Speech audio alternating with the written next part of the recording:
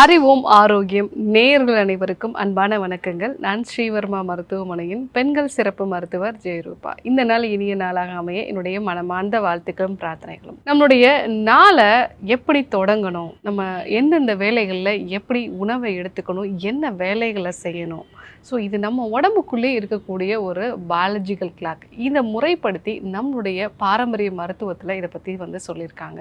So நம்ம நாளை எப்படி தொடங்கணும், எந்தெந்த நேரத்தில் என்னென்ன வேலைகளை செய்யணும் அப்படிங்கிறத பாரம்பரிய மருத்துவ முறைப்படி எப்படி செய்யலாங்கிறத நம்ம பார்க்கலாம். ஸோ மார்னிங்கில் மெயினாக அதிகாலை 2 மணிலேருந்து 6 மணி வரைக்கும் இதை வாதம் அதிகமாக இருக்கக்கூடிய ஒரு காலகட்டம் அப்படின்னு நம்ம சொல்லுவோம். இந்த காலகட்டத்தில் நம்ம மெயினாக ஒரு 4 மணிக்கு மேலே பிரம்ம முகூர்த்தத்தில் நம்ம எழுந்திருக்கும் பொழுது இந்த வாதம் அப்படிங்கிறது குடல் சார்ந்த கீழ் நோக்கி இயக்கத்துக்கான ஒரு முக்கியமான ஒரு பகுதி. ஸோ இந்த காலகட்டத்தில் வாதம் அதிகமாக இருக்கிறதுனால மலஜலம் கழிக்கிறதுக்கும் அதே சமயத்தில் சுவாச பயிற்சிகளை பண்ணுறதுக்கு தியான பயிற்சிகளை பண்ணுறதுக்கு இந்த காலகட்டம் உகந்தது. ஸோ அதனால தான் இந்த காலகட்டத்திலே நம்ம விழிப்படையும் பொழுது நம்மளுடைய எண்ணத்தில் ஒரு நல்ல தெளிவு இருக்கும்.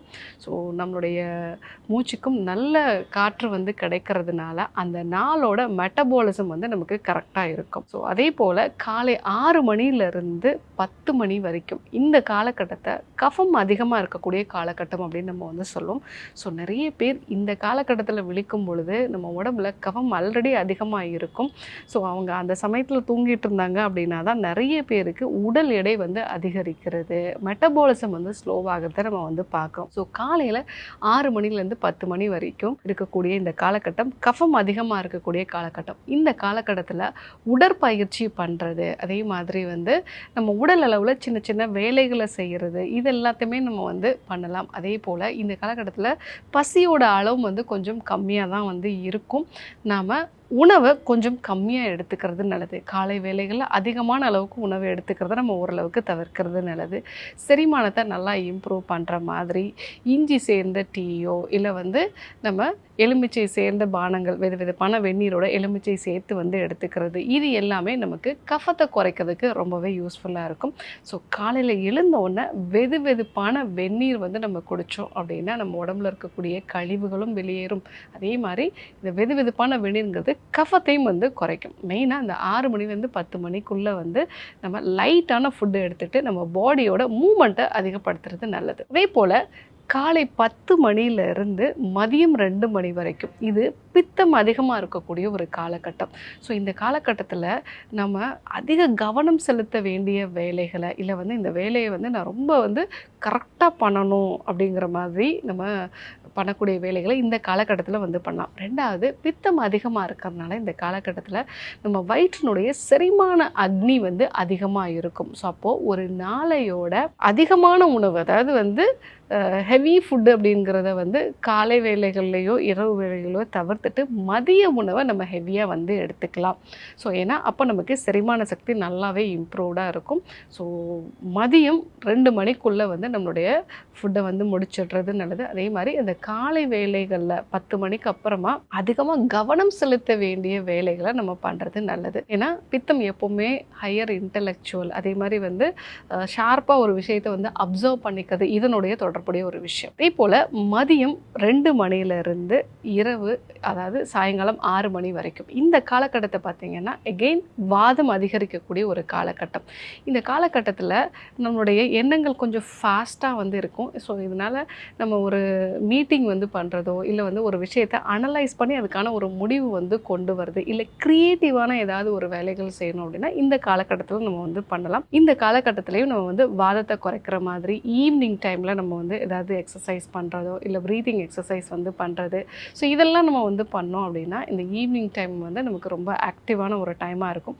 வாதம் எப்போவுமே ஃபாஸ்ட்டாக இருக்கும். அதனால தான் இந்த ஈவினிங் டைமில் நம்ம விளையாடக்கூடிய விஷயங்களை பண்ணுறது நல்லது. அதே போல் இரவு 6 மணிலேருந்து 10 மணி வரைக்கும் இது எகெயின் கஃபம் அதிகமாக இருக்கக்கூடிய ஒரு காலகட்டம். ஸோ இந்த காலகட்டத்தில் நாம் தூங்குறதுக்கு நம்மளை தயார்படுத்திக்கிறது நல்லது. இரவு டின்னர் நமக்கு கொஞ்சம் லைட்டாக இருந்துச்சு அப்படின்னா நல்லது.